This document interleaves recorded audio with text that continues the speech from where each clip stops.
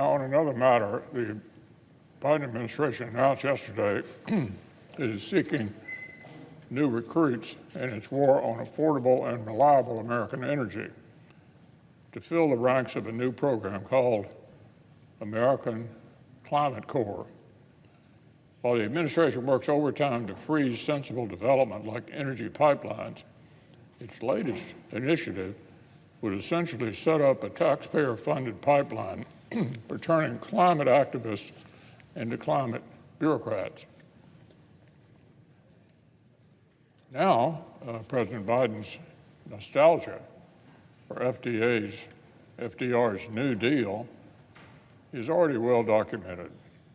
So setting aside the absurdity of Washington Democrats' fixation with the Green New Deal, it would be hard to imagine an economic moment less well suited to a new Depression-era work program. This isn't the early 1930s, when the American people were up against high unemployment and low inflation. In fact, what a Democrats' runaway spending has dumped on working families today is just the opposite. For 2 years now, we've seen historic inflation and a record labor shortage. This is such a profoundly tone-deaf idea, it couldn't even earn the support of the president's own party here in the Senate during votes on Democrats' so-called Inflation Reduction Act last year. Not a single one of our colleagues joined Senator Sanders in voting for his amendment to create a climate work project on the taxpayer's dime. Apparently, that hasn't deterred President Biden or the left-wing activists behind the wheel of his administration's energy policies.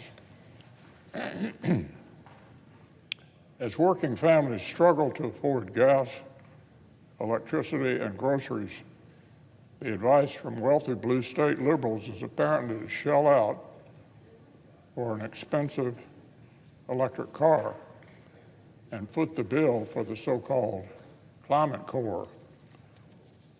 There's no Hoover Dam or Lincoln Tunnel on the other side of this nonsense spending. Just Potemkin jobs and a new make-work program when there's plenty of work to go around. So, Mr. President, activists are calling it climate justice, but it doesn't sound like justice to the working families just trying to get by on President Biden's watch.